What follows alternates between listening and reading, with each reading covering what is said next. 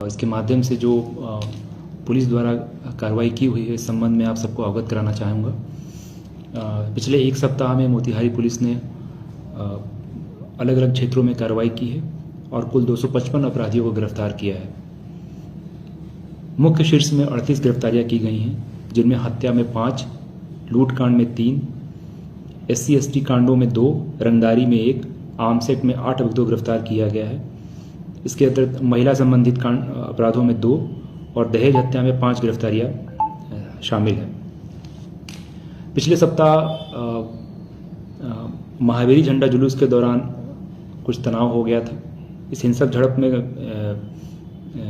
कुछ लोग घायल भी हुए थे। इसमें तत्काल कार्रवाई करते हुए 9 लोगों को गिरफ्तार किया गया है। वर्तमान में वहां स्थिति बिल्कुल शांतिपूर्ण है।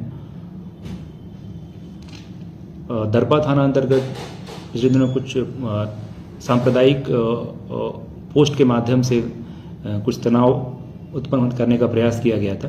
तत्काल उसमें कार्रवाई करते हुए वहाँ पर पीस कमेटी की बैठक की गई थी। लोगों के साथ मिलके हम सबकी समस्याओं को सुना गया था। वर्तमान में वहाँ स्थिति बिल्कुल शांतिपूर्ण है। आज भी प्रतिदिन लगभग कहीं ना कहीं थाना क्षेत्र में कोई ना कोई जुलूस निकल रहा है और सभी जुलूस के साथ हम लोग थाना स्तर से प्रतिनिधि कराते हैं।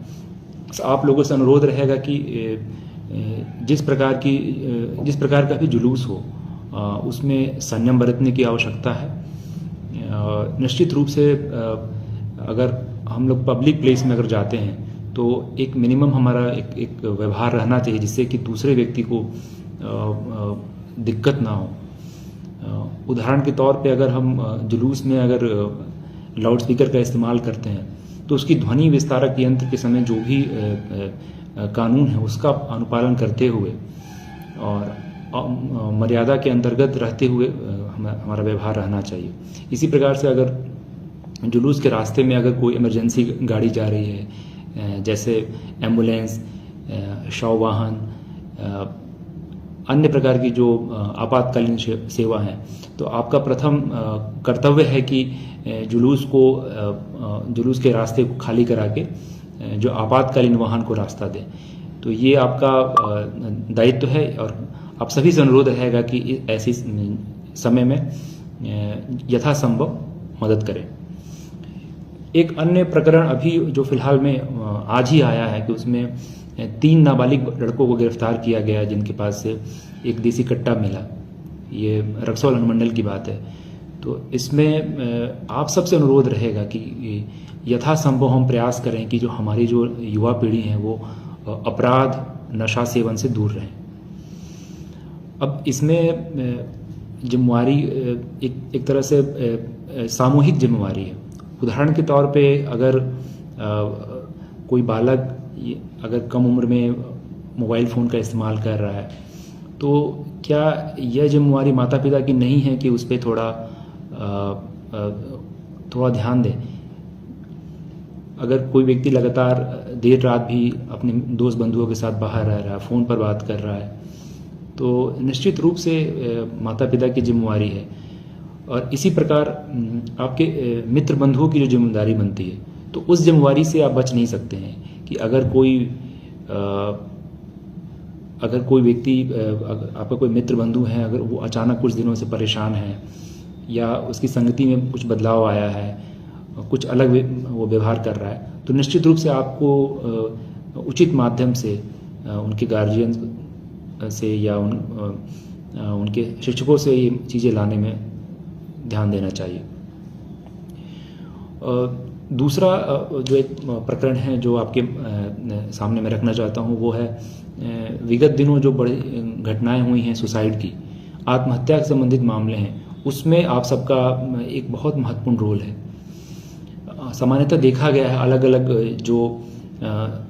जो भी स्टडी हुआ है, रिसर्च हुआ है, उसमें देखा गया कि जो भी व्यक्ति इस तरह के कदम उठाता है वो निश्चित रूप से बहुत समय से परेशान रहता है और आसपास जो उनके लोग हैं उनका उसके प्रति जो व्यवहार है उसका बहुत बड़ा फर्क पड़ता है। कई एक दफ़ा देखा गया है कि इस राज्य में हो या अन्य राज्य में कुछ घटनाओं को प्रिवेंट भी किया गया है। तो इस घटना को प्रिवेंट करने में आप सबका या उस पीड़ित के आसपास रहने वाले लोगों का, मित्र बंधुओं का बहुत महत्वपूर्ण रोल है। आज के माध्यम से, अगर सोशल मीडिया के माध्यम से देखा जाए तो प्रति व्यक्ति जुड़ा हुआ है एक दूसरे से, और फेसबुक हो, व्हाट्सएप हो या अन्य अलग माध्यम से जुड़ा हुआ है। तो कहीं ना कहीं जो व्यवहार है वो सोशल मीडिया पोस्ट से झलकता है। कुछ कमेंट्स बॉक्स में आए हैं जो मैं अपनी बात को थोड़ा सा इसमें विषयांतर हो रहा हूँ। रक्सौल को लेके या भिलाई को लेके ये सारे पॉइंट्स आपके नोट किए जा रहे हैं और संबंधित थाना प्रभारी को इस संबंध में निर्देशित किया जाएगा। और बहुत ही स्पेसिफिक अगर कोई पॉइंट हो या कोई गुप्त सूचना अगर आप देना चाहें तो मैसेंजर में जाके आप पर्सनल मैसेज करें, कमेंट बॉक्स में ना लिखें। रक्सौल हो और ऊपर एक और कमेंट आया था, जो कमेंट थोड़ा ऊपर चला गया है, उसको हम लोग देख लेंगे और संबंधित थाना को इस संबंध में दिशा निर्देश दिया जाएगा। तो मैं उस पुराने मुद्दे पर आता हूँ, आत्महत्या को लेकर जो बचाव किया जा सकता है। तो इस संबंध में हम लोग एक हेल्पलाइन नंबर भी जारी कर रहे हैं। हम लोग यहाँ से काउंसलिंग करने का प्रयास करेंगे और इसमें जो समय होता है बहुत ही महत्वपूर्ण होता है। जितनी जल्दी आप उसका काउंसलिंग करेंगे, जितनी जल्दी हमें बताएंगे, उतनी ही संभावना अधिक बढ़ जाती है उस व्यक्ति की जान बचाने की। तो ससमय हम लोग उस पर काम करें और व्यवहार में अगर कोई भी परिवर्तन दिख रहा है आपके मित्र बंधु का, अगर वो चिड़चिड़ा हो गया है स्वभाव से या किसी से बात नहीं कर रहा है, सामाजिक रूप से अपने आप को अलग रख रहा है या अगर नशा सेवन में लिप्त हो रहा है, तो इस बदलाव को ध्यान देना और ससमय लोगों को अवगत करा देना यह बहुत आवश्यक है। और आपके इस प्रयास से एक व्यक्ति की जान बच सकती है। और एक व्यक्ति केवल एक मनुष्य नहीं होता है, एक व्यक्ति तो अपने आप में पूरे परिवार के लिए एक संसार होता है।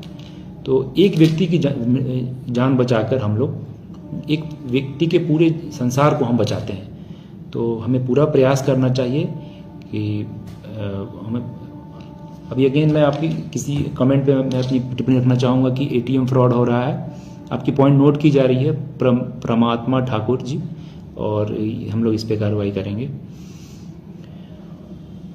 हम लोग और 5 मिनट वेट करेंगे। कुछ अगर आपके डाउट्स हैं या और कोई बिंदु करना चाहते हैं तो आप काइंडली आप कमेंट बॉक्स में लिख सकते हैं। और इस बीच में आपको बताना चाहूँगा कि पुलिस मुख्यालय के मार्गदर्शन में हम लोग नाका लेवल पे बड़े थाना क्षेत्र हैं, विशेष करके नगर थाना में, रक्सौल में, संग्रामपुर में, हरसिद्धि में हम लोग नाका लेवल पर जा रहे हैं और कम्युनिटी पुलिसिंग के माध्यम से जुड़ रहे हैं लोगों से। बीट के इंचार्ज जो होंगे आपके क्षेत्र में जाएंगे, आपकी समस्याओं को नोट करेंगे।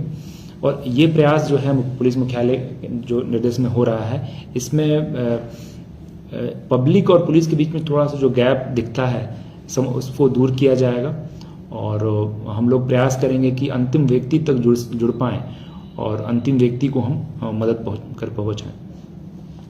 एक बिंदु में आप सभी का प्रकाश लाना चाहूँगा, वह है वृद्ध माता पिता के प्रति जो समस्याएं हो रही हैं। कई एक दफ़ा देखा गया है कि लोग मिलते हैं, वो बताते हैं कि उनके बेटा ही उनके खाना पीना बंद कर दिया है या ज़मीन को बेचने का प्रयास कर रहा है। तो इस संबंध में आपसे अनुरोध रहेगा कि इसमें सामाजिक जो जवाबदेही है वो बहुत महत्वपूर्ण है। हालांकि इसमें लीगल एक्शन भी हम लोग ले रहे हैं। एसडीओ साहब के पास वो कंप्लेन जाता है और फिर उसके माध्यम से वो प्रोसेस होता है, लेकिन इसमें सामाजिक पहल बहुत आवश्यक है। अगर कोई व्यक्ति इस जानकारी रखता है कि कोई अपने माता पिता के साथ दुर्व्यवहार कर रहा है, वो तो अपने आप को लोकल थाना में इसकी खबर देनी चाहिए। और सामाजिक स्तर पर लोकल अगर मुखिया और सरपंच के स्तर पे अगर ये पहल हो तो इसमें अगर कोई आपराधिक मामला नहीं हो तो इससे त्वरित उनकी मदद जो हो सकती है। हालांकि इसके बाद भी थाना स्तर पर सीनियर सिटीजन्स के लिए हम अलग सा एक संचिका मेंटेन करते हैं और इस संचिका में हम लोग इस तरह के जो मामले जो सीनियर सिटीजन से संबंधित मामले हैं उसको नोट करते हैं और इसकी जांच के लिए फिर पदाधिकारी जाते हैं। इसी प्रकार से कुछ कंप्लेंट्स कोचिंग इंस्टीट्यूट्स के माध्यम से आए थे नगर थाना क्षेत्र में, रघुनाथपुर के आसपास। तो इस संबंध में नगर थाना में पहल की और महिला पदाधिकारी को भेजा और इस मार्फत 3-4 जो मनचले लड़के थे उनको थाना पर बुलाया गया और उनके अभिभावकों को बुलाकर उनकी काउंसलिंग की गई। कहीं भी अगर आप लोगों को दिखता है स्कूल कॉलेज के बाहर अगर कुछ शरारती तत्व हैं या मनचले लड़के हैं जो अगर लड़कियों को परेशान कर रहे हैं तो कृपया आप लोग उचित माध्यम से इसको बताएं। आप डायरेक्टली इस नंबर में इस आईडी के मैसेंजर बॉक्स में जाके आप अपना मेल कर सकते हैं, लिख सकते हैं और इस पर त्वरित कार्रवाई की जाएगी। जो भी आप लोगों ने अभी कमेंट बॉक्स में डाला है कुछ घटनाओं के संबंध में, पताही और लखौरा, और इस संबंध में कार्रवाई की जाएगी। और आप सभी का बहुत बहुत धन्यवाद। हम लोग इसी तरह से जुड़ते रहेंगे और आप सभी के जो फीडबैक है हमारे लिए बहुत महत्वपूर्ण है, हम लोग इसको सीरियसली लेंगे। और आप सभी को बहुत बहुत धन्यवाद। जय हिंद।